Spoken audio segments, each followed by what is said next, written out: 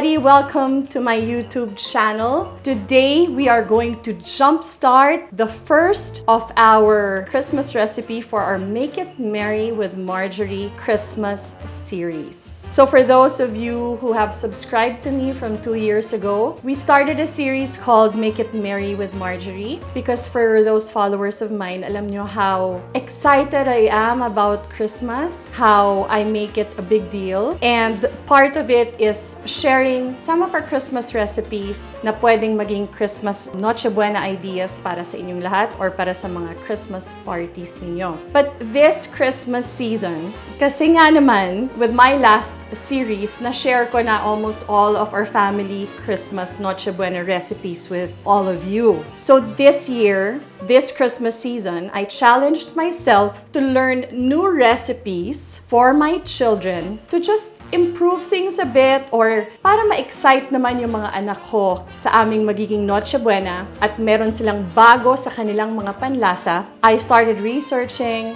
learning from the best, started watching more YouTube, and reading lots and lots of cookbooks. And ito na, I learned and I'm going to continue to learn how to make beef pot roast. That's what I'm gonna share with you today, and why don't you learn with me? So, madalas kasi talagang buong araw ako kapag December 24 sa kitchen. There's a lot of going on sa oven ko. Marami akong binibake. We have our casseroles, we have our chickens, we have our ham. So this year, I also want to cook something that, and not everything will be in the oven, para less traffic sa oven. And this talaga na-intriga ako. I've been wanting to learn this. So I got this from the Martha Stewart cookbook or her recipe. This is her recipe. And let's try it together. Okay? So let us start with the ingredients. So this is the beef. Nakikita nyo naman. For today, the butcher gave me eye round. Sabi ni Martha Stewart, mas maganda yung chuck eye roast. Pero hindi masyadong malaking chuck eye roast. And when I do vlog kasi, talagang dinadamihan ko kasi I share it. I'm a little bit worried hindi siya kasya sa akin lutuan. Pero anyway, this is an eye round na pinatali natin. Kasi nga, we're going to be cooking this for about 2 to 3 hours or even more para palambutin. So para it will be together, it won't fall apart. Pinatali ko na rin sa butcher because hindi ko pa siya masyadong talent. This is about more than 2 kilos. Okay, so I can imagine during the Christmas season, I will need more than 2 kilos. Pero ito 2 kilos to. Total naman, it's the holidays. So for the days and every day leading to the Christmas holidays, let's only give our family the best ingredients. And one of it is of course our Doña Elena olive oil.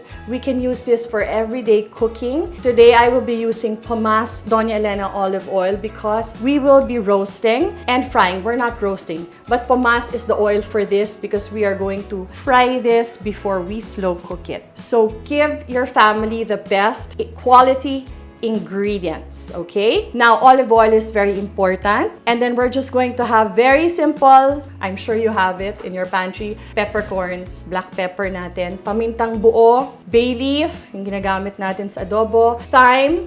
Naswerte lang kami na meron sa grocery, but otherwise, I will be using yung aking dried thyme. Lots of pepper and lots of rock salt and ground pepper. A little bit of flour.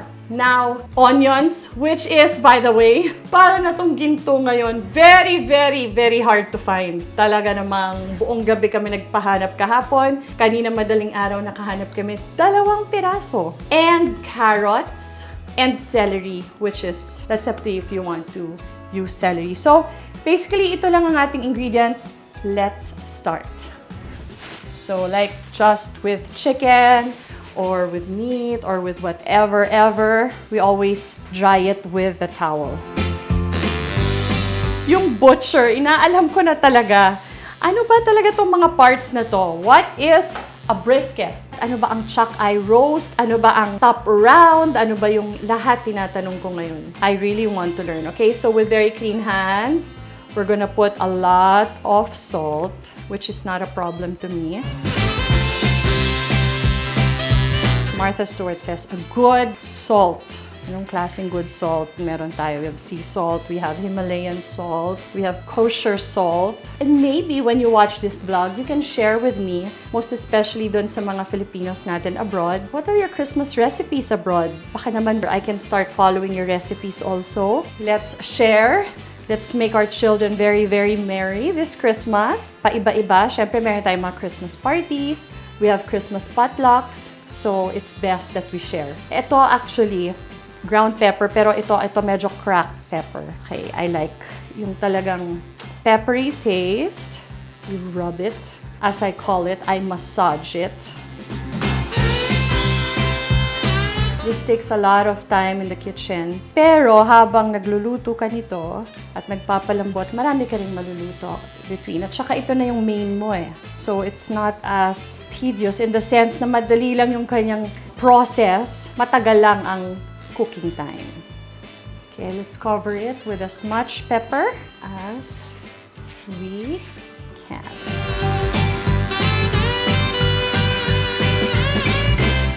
So we're gonna heat up. I hope kumasya to. I'm gonna use my Doña Elena olive oil. Okay, this is made with very good quality. Because Pumas olive oil is best for roasting and frying, we are going to brown the meat first. So I'm gonna heat this up first. We're gonna brown all sides of the beef. Ayan, so we'll put a generous amount. There you go.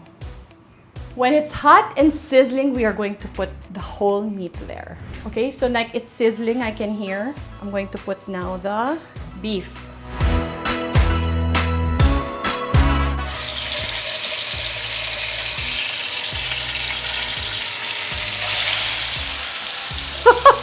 Okay, that scared me.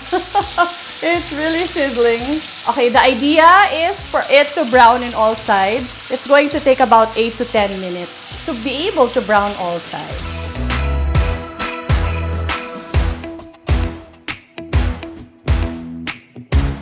Okay, that's the brown na siya on one side. Maybe don't make the part as big as that.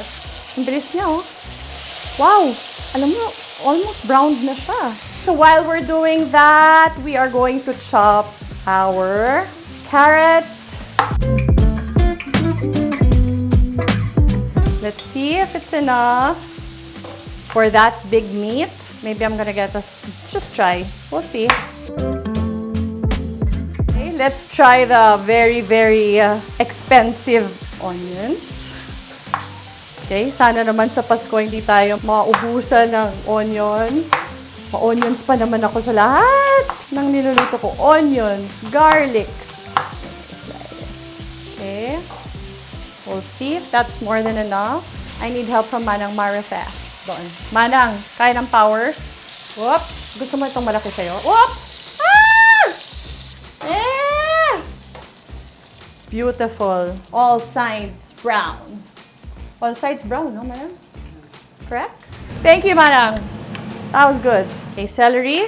I don't know if my kids like celery. Let me see. So in the same pan, we're going to put our carrots, our onions, our celery. Adding a little bit of water. We use the oil. There you go. I think I used only 1 1/4 of the carrot. And then 1 whole onion. Okay, palambutin lang natin yung onions ng konti. Let's put some thyme. See? For flavor. And let's put some bay leaf. Okay. Bay leaf. Okay. Ang bango na, no? Let me put some peppercorn. Pamintang buo. Then let me put flour. Para mag-thicken. Kasi this is what we want to do here is to make it like a gravy. Diba? It's going to be the gravy of beef. Okay, I'm gonna put water like about a cup and a half. I'm going to put the flour. Let's try 1 tablespoon, huh? Okay, and then of course, kailangan to make sure hindi bumuo-buo ang flour. We have to cook it well. We have to stir it well.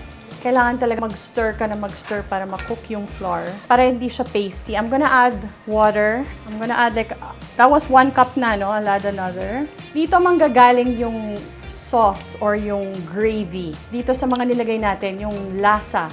So, kailangan dito malasa na dito pa lang.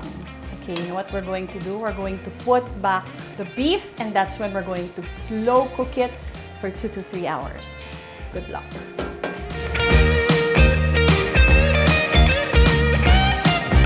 There! I'm going to cover now. Ayan siya, can you see it? That's when the cooking begins. So what we're going to do is it's going to cook for about 2 to 3 hours depending on yung laki ng meat natin. So what we're going to do is every 30 minutes or 20 minutes, iikot-ikot natin siya para naman steady yung cooking niya. Okay? Let's go!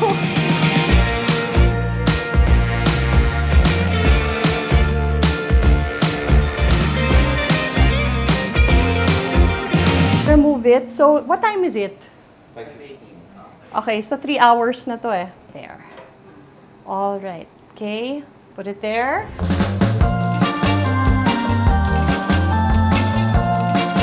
Okay, we'll strain para matanggal yung mga peppercorn, mga kung ano-ano pa. So ito yung gravy niyang natitira. Okay, ha? So we have set aside the beef here. Tapos nakuna niya naman na we were strainer natin. So this is what is left of our gravy. Dapat there's more liquid. So what I did was, here, I added water sa ating what's left of our pan to add more gravy. Then I'll put a little bit of flour para mag-thicken because I want to boil my potatoes in this.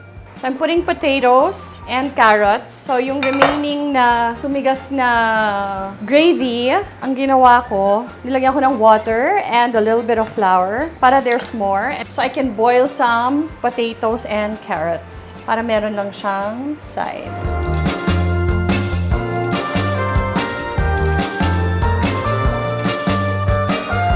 Aray ko, ang init. Okay, and then we're gonna put the potatoes on the other side. There you go. And then we're going to pour the sauce over. Ito yung initial gravy kanina. And then, di ba, I poured over water again and I put a little bit of flour. Tapos, yung kinaskas ko yung medyo na-burn na sauce para lumabas yung flavor niya. And it turned out really good.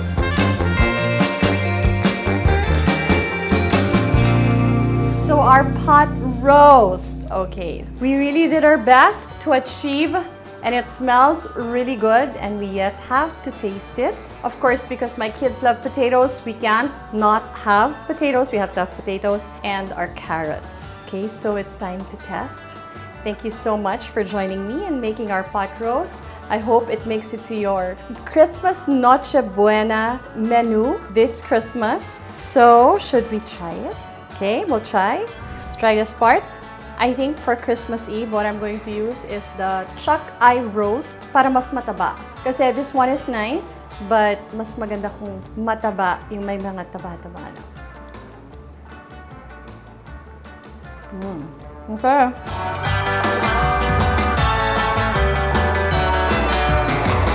Thank you for joining me once again. Merry, Merry, Merry Christmas to all of you. See you again next week. Bye!